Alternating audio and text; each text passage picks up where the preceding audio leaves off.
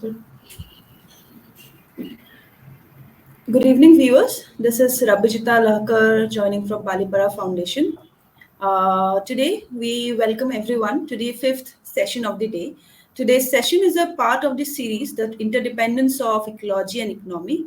In this session, we will be discussing about the 26th Conference of Parties to the United Nations Framework Convention on Climate Change at Glasgow, which concluded with the signing of the Glasgow Climate Pact.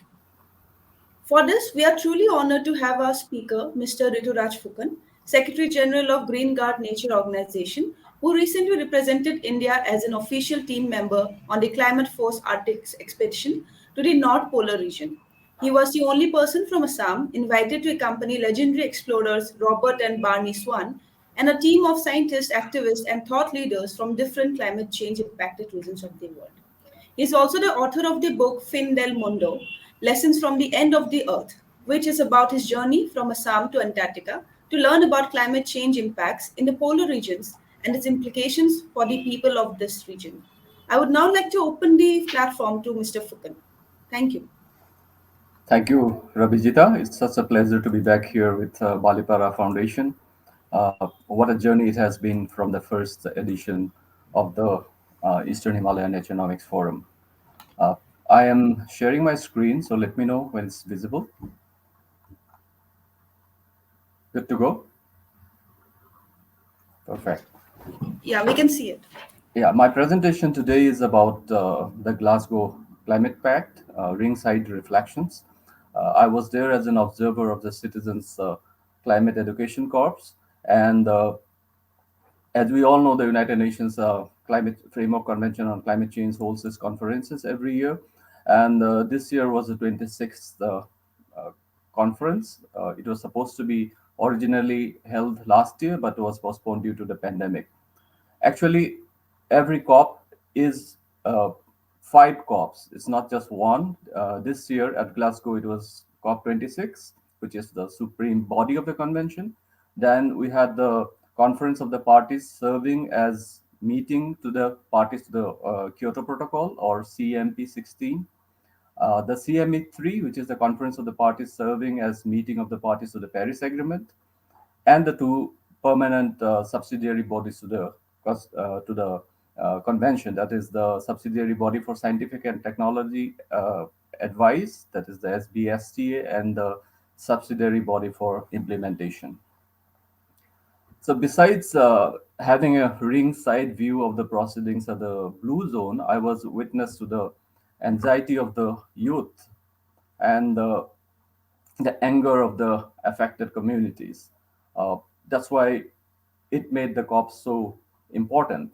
People have been impacted. We have seen all the fires and storms, landslides across the world this summer with record temperatures all over the seven continents. So, Glasgow was a lot about protest. It was not just the official COP proceedings taking place at the green zone and the blue zone, but across the streets of Glasgow, we were seeing protests every day. I was part of Greta Thunberg's Fridays for Future led uh, protest, where about 25,000 of us gathered at the George Square, and the next day were about 150,000 of us march in the rain from the Calvin Grove Park to the city center.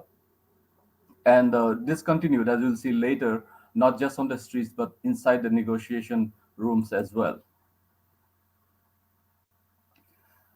There were a lot of civil society engagements outside of the official venues. I was privileged to be part of some of these, including uh, talking opportunities hosted by Climate Reality UK, at the Climate Cafe, both virtual as in person events. Then there was something called Music for Climate Justice, which was incredibly powerful and which made me feel like there's so much that we can contribute with the indigenous music from our region, which was not there. Obviously, we had indigenous musicians from Brazil, from Indonesia, from Mesoamerica, who were part of these negotiations, who was part of this Music for Climate Justice festival. But sadly, none of the 600 indigenous tribes that are present in India were part of this. I also did a few broadcasts from Glasgow for the Blue Ocean Alliance as well as Think Tech Hawaii, which was a live television interview. Uh, One of my primary areas of interest is Indigenous people. As the founder of the Indigenous Peoples Climate Justice Forum, I took a special interest in what is happening with Indigenous people and their local communities around the world, and being the most affected constituency, how their impacts have been part of the negotiation process.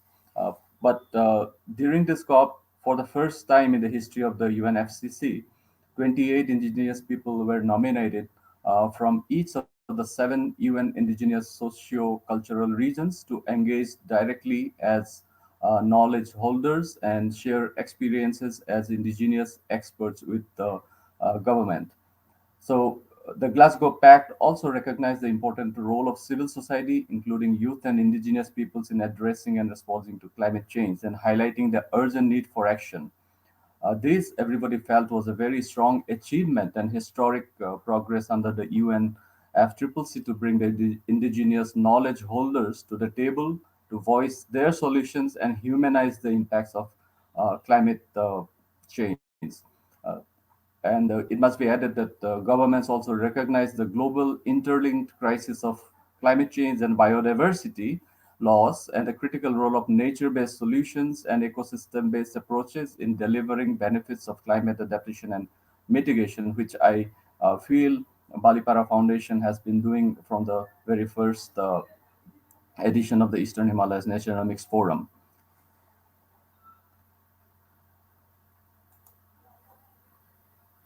I was also part of a few technological exhibits where we are testing out some methods, some interventions to restore the albedo in the Arctic, and we want to test that out in the Eastern Himalayas as well as the entire Hindu Kush Himalayas belt, uh, which involves uh, spreading a very thin layer of silicon that has been specially treated and that has been proved to be harmless in the long run to increase the albedo in areas which have been covered by black soot or carbon or where the snow has melted away.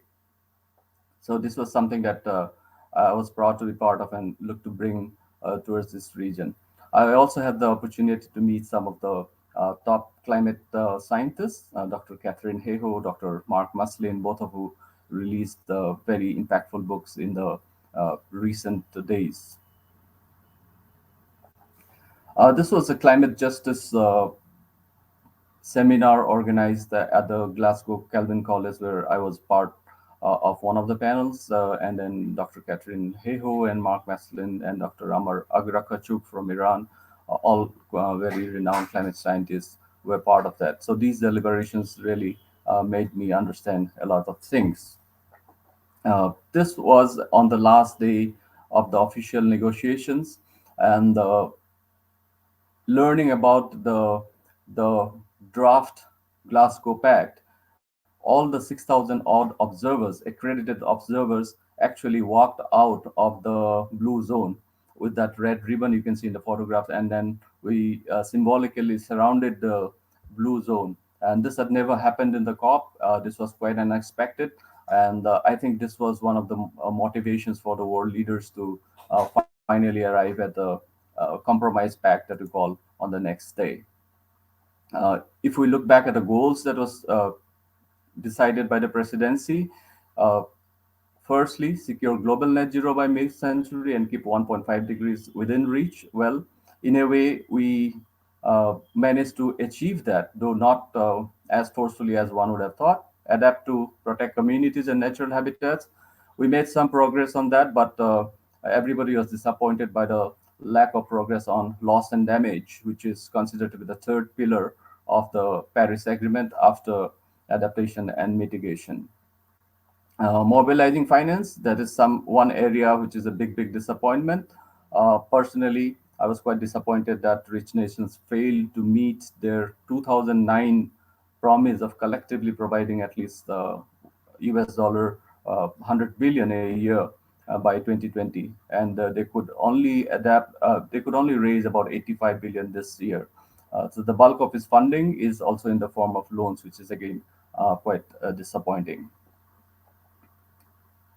And the last target was to work together to deliver. I think that is quite an achievement this year, despite the COVID protocols. We had a very inclusive COP. About 30,000 people were able to attend. Unfortunately, not all regions could be represented because of the vaccine problem. Many countries were not able to send the delegates because of a lack of vaccines in those areas. The official outcomes, these are quite well known, so I would not dwell much on this, but of course, this was the first ever global commitment to phase down use of coal. Many countries have been trying to blame India, but originally it was India which was insisting on the inclusion of all fossil fuels, not just coal, in that sentence of phase down. And we must also remember that on the November 10th, the the uh, the impact assessment that was released, the 70th editions of the Climate Change Performance Index that was released by German Watch, Climate Action Network, and the New Climate Institute, named India as the 10th, ranked India in the 10th position, which was way above all the countries which were criticizing us for insisting on the rephrasing from phase out to phase down of coal. There are a lot of other voluntary new commitments, some of which are really encouraging. The United States, European Union, and partners formally launched the Global Methane Pledge, which is an initiative to reduce global methane uh, emissions to keep the goal of limiting warming to 1.5 degrees alive within reach to about a total of 100 countries, representing 70% of the global economy and nearly half of all anthropogenic methane emissions have signed into the pledge. The Powering Past Coal Alliance, which was actually launched in 2017, got a boost with some more countries joining it and some organizations joining it as well.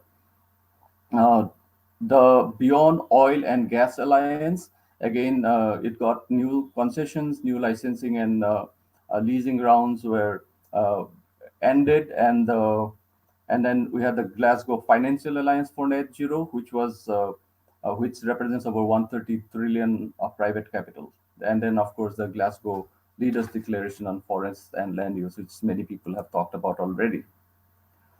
Uh, this is something that I just found out today. The Hope sculpture that has been created by artist Stewart Padwick on an old coal mine area on the banks of the Clyde River to commemorate COP26. I think this represents the way forward for me.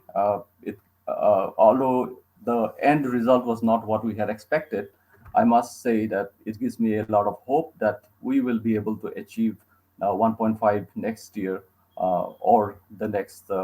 We have built the framework, so we need to move ahead. So I will end with my last slide. Thank you for listening to my ringside view from Glasgow. Thank you, Rabijita. Thank you, Balipara Foundation.